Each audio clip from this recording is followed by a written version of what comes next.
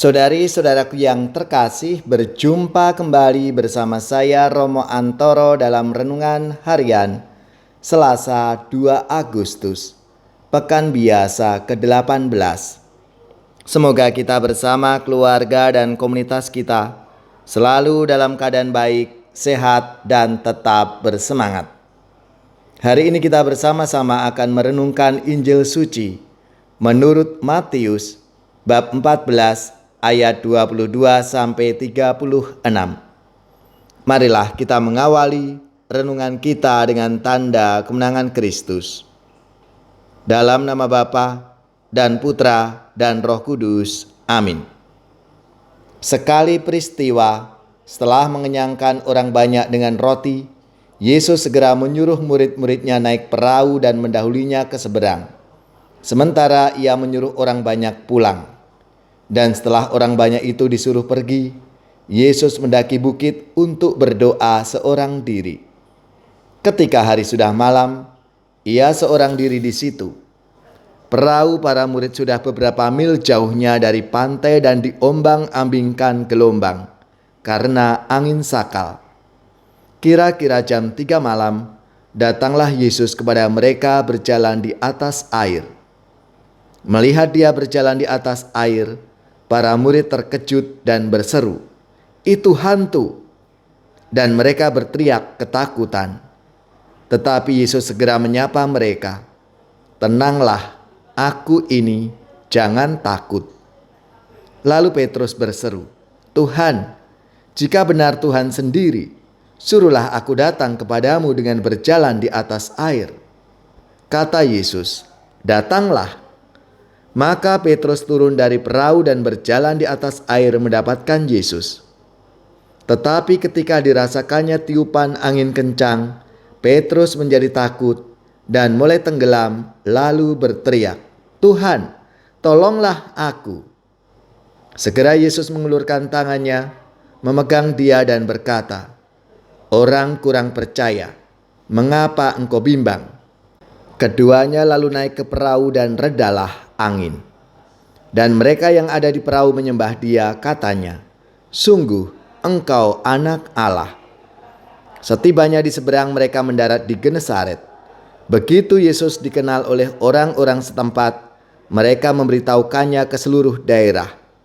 Maka semua orang sakit dibawa kepadanya. Mereka memohon supaya diperkenankan menjamah jumbai jubahnya.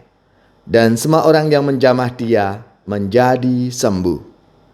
Demikianlah sabda Tuhan.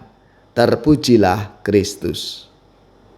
Saudari-saudaraku yang terkasih, suatu saat perahu para murid diombang-ambingkan gelombang karena angin sakal.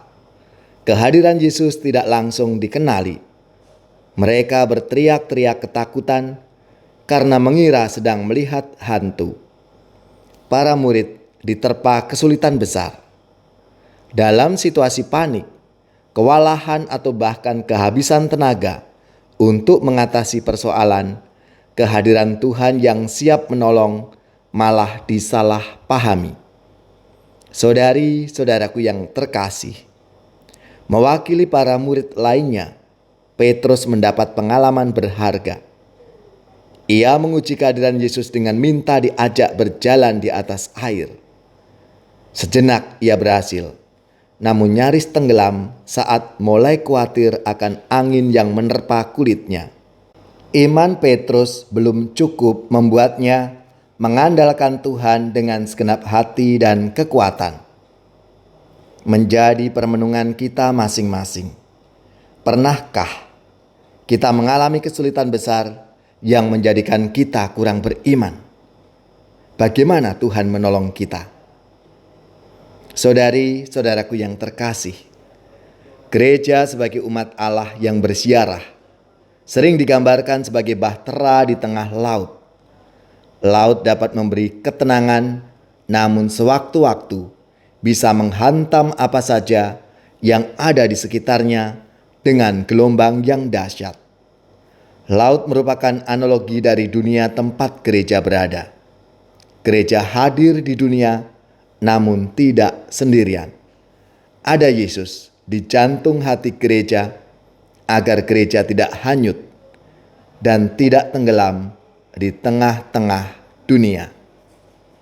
Gereja bagai bahtera di laut yang seram, mengarahkan haluannya ke pantai seberang.